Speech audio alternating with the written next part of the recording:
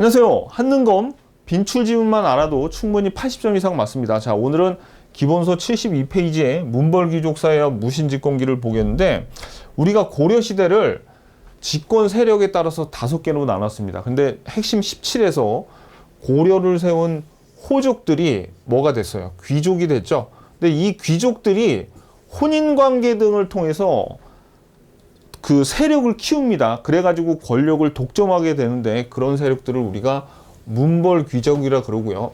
이 문벌귀족들이 권력을 독점을 하다가 이자겸의 난, 묘청의 난 등으로 서로 분열이 됩니다. 그래서 혼란스러워졌을 때 그때 군인들이 난을 일으키죠. 그게 무신정변인데, 그래서 무신정변 이후에 한동안 무신들이 권력을 잡아요. 그걸 우리가 무신집권기라고 합니다.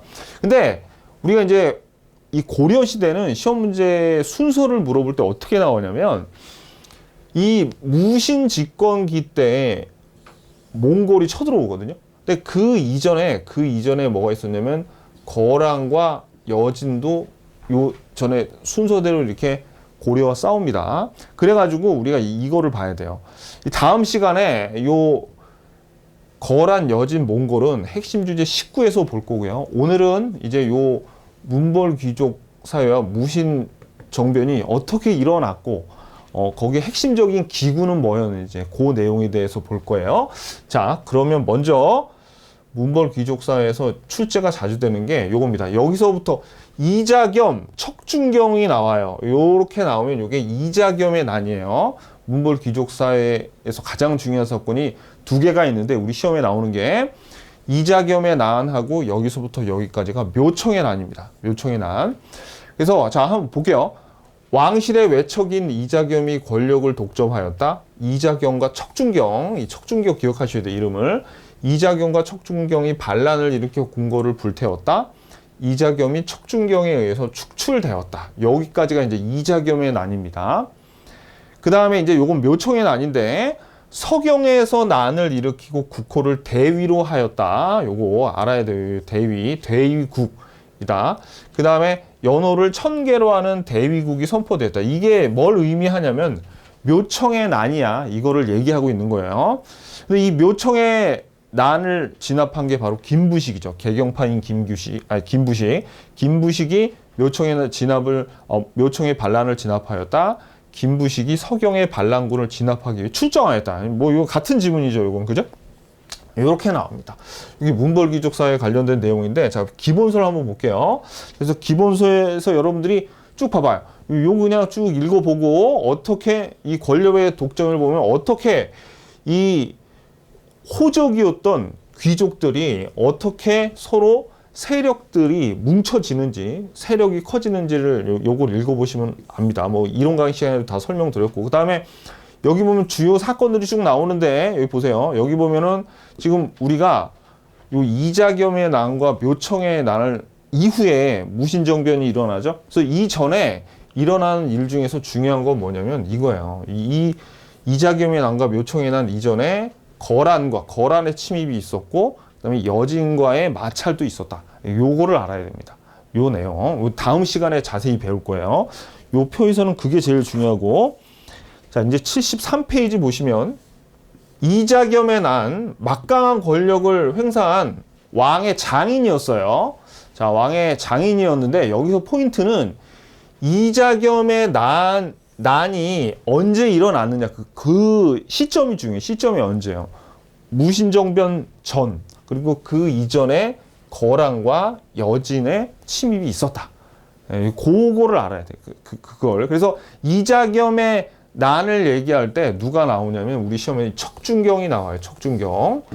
싸움 무지무지하게 잘했던 장수입니다. 척준경. 자, 그래서 요 내용들을 한번 보시고요. 그래서 척준경을 알아야 돼요. 그래서 여러분들이 요것도 포인트죠. 요거. 이자겸은 권력 유지를 위해 금과의 4대 관계, 군신 관계를 수용을 하려고 했어요. 그래서 결국 나중에 인종은 척준경을 해서 이자겸을 제거하고 척준경도 제거를 합니다. 이건 이론 강의 시간에 설명을 자세하게 들었으니까 보시고.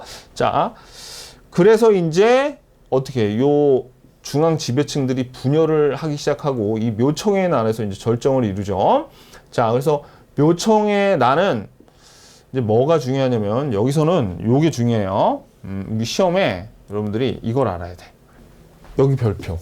묘총이 국호를 대위국, 연호는 천계라고 하고 서경에서 난을 일으키자 김부식이 이끄는 관군에서 이 한 줄만 알면 사실 묘총에 대한 내용은 끝입니다. 요거 묘총이 서경에서 난을 일으켰었는데 근데 국호는 대위국, 연호는 천계라고 했는데 누구한테 진압이 됐어요?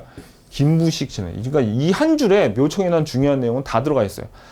그리고 우리 시험에 이제 이 묘청의 난에서 하나 더 나오는 게 요겁니다. 요거 뭐 의의 이런 뭐 결과 이런 거보다도 요거 별표, 요거 중요합니다. 신채호가 묘청의 난을 조선사 연구초에서 조선 역사 1000년 제1대 사건으로 그래서 묘사를 해요. 이 묘청의 난 때문에 우리나라가 계속 지속적으로 사대적인 자세를 취해왔다라고 주장을 하는 거죠. 여기까지가 이제 묘청의 난입니다. 자, 무신직공기는 시험에 어디가 잘 나오냐면 먼저 요 무신집권이 시작했던 이의방 정중부 요 때를 잘 물어보고요. 그 다음에 무신정권이 가장 길었던 게 요 최씨들이 62년을 합니다. 근데 그 중에서도 최충원과 최후.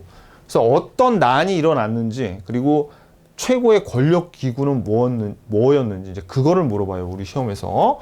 자, 그러면 먼저 요 정중부 무신집권기가 시작된 이제 정중부 이의방이 정변을 일으켰을 때 난들 뭐 어떤 일이 있었는지 그걸 좀 볼게요. 정중부 이의방 등이 정변을 일으켰다. 이렇게 해서 이제 무신 정변이 시작이 된 거죠. 그 다음에 난들 망이 망소이의 난이 가장 중요합니다. 그 다음에 조이총 김보당의 난이 일어나는데 이거는 문신들이에요. 문신들. 그래서 조이총이 군사를 일으켜 정중부 등의 제거를 도모하였다. 김보당이 의정보기를 주장하며 동계에서 군사를 일으켰다. 그 다음에 망이 망소이 등이 명학소에서 봉기했는데 이들을 달래려고 현으로 소에서 현으로 승격을 시켰다 그랬죠. 그래서 망이의 고향인 명학소를 충순현으로 승격시켰다라는 거죠. 요 내용. 난의 뭐 내용은 그렇게 안 중요해요. 내용은 안 중요하고 그냥 이런 난이 있었구나. 조이총 김보당 망이 망소의 난이 있었구나. 무신집권기 초기에 그게 중요합니다. 그걸 기억하는 게. 자, 그 다음에 최씨 무신집권기 빈출지문 볼게요. 최충원이 요 교정도감 시험 엄청 잘 나와요. 최충원이 교정도감을 설치하여 국정을 총괄했는데 최충원 스스로가 교정별감이 되죠. 그래서 교정별감이 되어 인사재정 등 국정 정반을 장악하였다. 그 다음에 최충원이 봉사 10조, 이것도 잘 나오죠. 봉사 10조를 올려 시정개혁을 건의하였다. 그리고 이제 최후는 정방이에요. 정방, 인사기구 정방. 그래서 최후에 의해 설치되어 인사행정을 처리하였다. 이게 뭘 의미하는 거냐면 최후가 인사행정 담당기구로 정방을 설치하였다. 같은 지문입니다.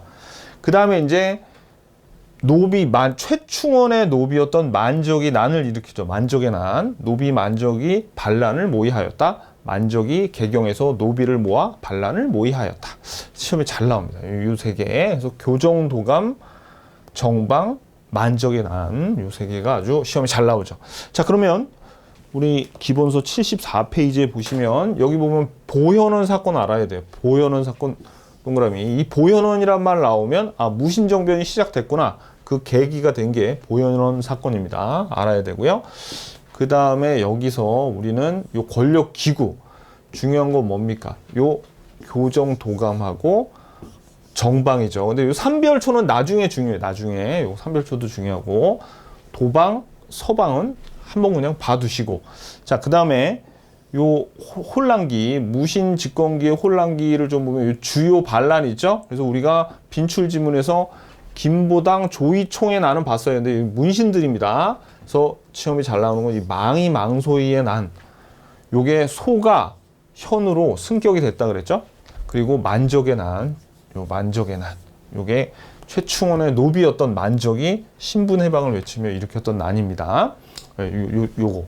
그리고 그 다음에 여러분들이 요 무신집권기의 사건은 여러분들이 한번 보세요. 요게 시간순으로 정리가 아주 잘 돼 있고 무신정권이 붕괴가 되는 거는 이 몽골이 쳐들어오면서 거기에 대한 사건으로 나중에 후에 가서 우리가 삼별초와 같이 배우게 될 겁니다.